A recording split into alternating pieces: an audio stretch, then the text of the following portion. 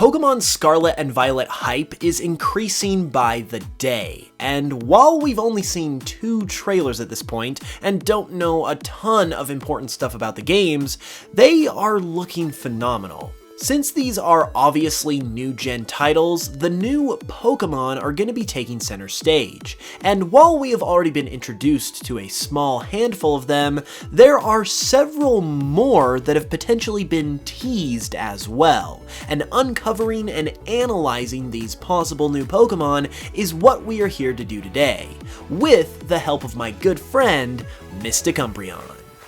Hey guys, happy to be here. So, as Hoops said, there are several instances within the information we have on Scarlet and Violet that provide some actual evidence that could be cluing us in on some details about some new Pokemon and forms that we have not yet seen for these games. So we're not just running off the fact that we know there's going to be new Pokemon, we're working with actual evidence here, which is what makes it exciting. This is still theoretical, however, so just make sure to keep that in mind. And with all that out of the way, let's get right to it.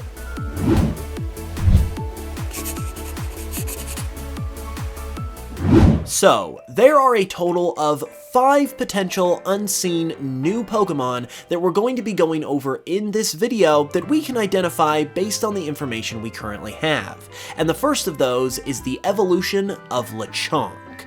Since Lechonk is most likely the early route normal type mammal of the game, it most certainly is going to have an evolution by default, but that is not what we're getting at here. There is actually some evidence on the Scarlet and Violet website that could be giving some insight into what Lechonk is going to evolve into specifically.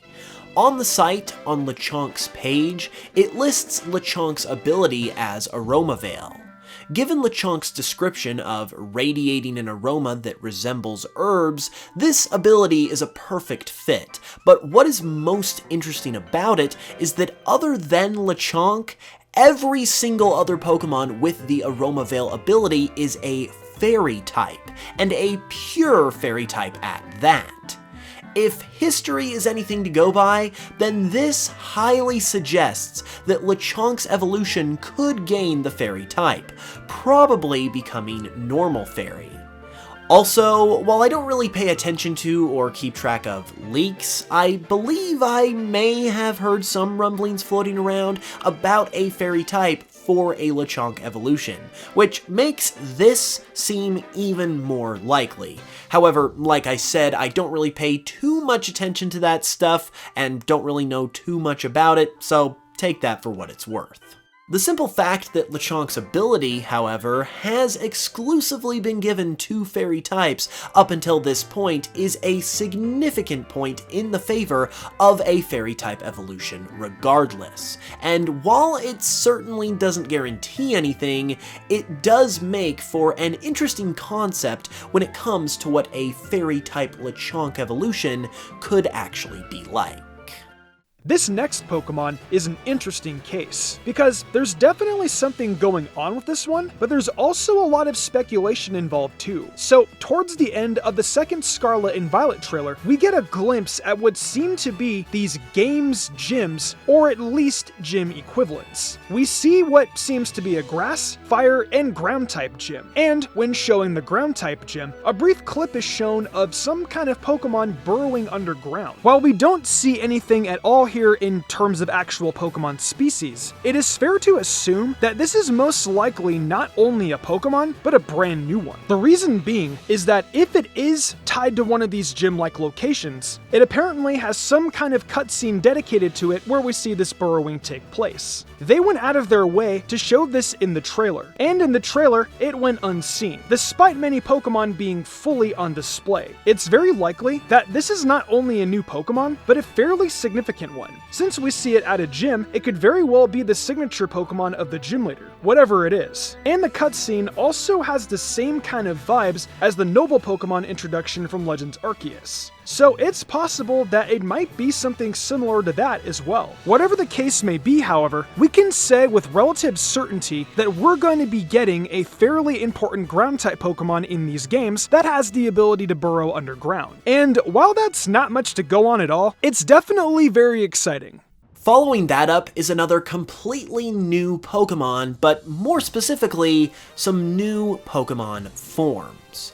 In the second trailer for Scarlet and Violet, we got a lot more insight on what to expect from these games, and that included the reveal of the box art legendaries, Koraidon and Miraidon. Upon seeing these Pokemon, fans quickly noticed that their designs are partially based on motorcycles, which can easily be seen in Koraidon with its throat tire, and Miraidon with its windshield-like forehead, little seat back appendage thing, and its jet engine-like legs. This is a very unique element to give to any Pokemon, let alone a box art legendary, so when you couple it with the very apparent travel theme that seems to be permeating the region, and the fact that both of these Pokemon's names have the phrase "ride on" right in the middle of them, it makes it seem very possible that we might actually be riding on these Pokemon as a form of travel throughout the region, possibly with new specific ride forms. This is because, while we could potentially just ride on these legendaries the way they are, they don't necessarily seem super fit for someone to just hop on their back in this state either. Additionally, box art legendaries having additional forms is literally almost standard at this point, as every generation's box art legendaries have some kind of additional form dating all the way back to Gen 3. If you count the Overdrive mode for Reshiram and Zekrom, and Xerneas having an extra form, but not Yveltal.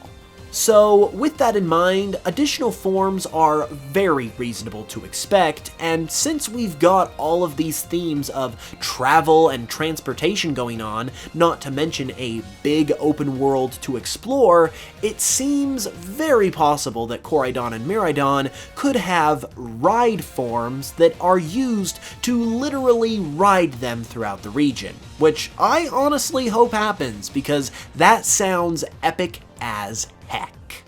Following the idea of new forms for the legendaries is the idea of new forms for regular Pokemon. Whether that be in the form of regional variants, or the result of these games' new gimmick, I think we can more or less expect to see something along these lines happen in Scarlet and Violet. However, the one idea we're going to explore here is the possibility of getting past and future form Pokemon. I know that sounds like something straight out of a fan game, and while it is purely just an idea of the community at this point, there is some legitimate reason to believe that it could happen. First is because of the obvious past and future theme that these games have. Second is because we know that we're going to be getting some kind of new mechanic due to the gemstones in the Japanese logos of the games, which could be these forms. And third is because of the Hisuian forms. While the Hisuian forms from Legends Arceus are officially classified as regional variants, they are quite literally past form Pokemon, since Legends Arceus takes place in the past. And we know they're going to be in Scarlet and Violet thanks to a screenshot of the game showcasing Hisui and Zoroark. Therefore, if it worked in such a way that giving these stones to your Pokemon transformed them into their past and future forms, the Hisuian Pokemon could quite literally be the bridge between standard regional variants and this new idea of past and future form Pokemon. As they would connect the two concepts together, it would provide a legitimate reason for the Hisuian forms to appear in the game and in the future games. And it would allow the games to have regional variants while also trying something new at the same time. Conceptually, it makes perfect sense, and would be one of the coolest things Pokemon has ever done. So all the pieces are there for it to be a real thing. Now, we just have to wait and see if Game Freak will follow through.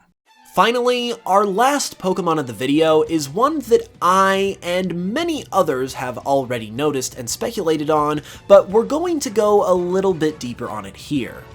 Also within the second trailer was a youngster slash school kid who is wearing a shirt that depicts Tauros, but it looks a little bit different to the way it usually does. This has brought up the idea that we could possibly see a regional form of Tauros in these games, or maybe even an evolution, that matches the appearance on this kid's shirt. Of course, this could literally just be a shirt and nothing more at the same time, but the region of Scarlet and Violet is based on Spain, and Spain's national animal is the bull. Couple that with Tauros being a Kanto Pokemon and therefore being a little more likely to get some special treatment by default, and the fact that literally nothing has been done with it at all to this point, and you have literally no better opportunity for Tauros to get some special treatment than in Scarlet and Violet. And with this shirt appearing ever so conveniently on top of all of that, it makes it seem like something could be going on here.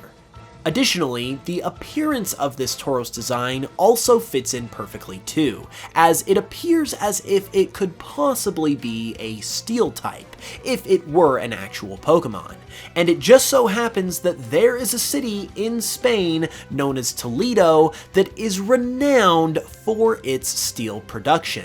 So a Steel-type regional variant or evolution of Tauros is quite literally being handed to us on a silver platter. And once again, it's just up to Game Freak to simply follow through on this golden opportunity.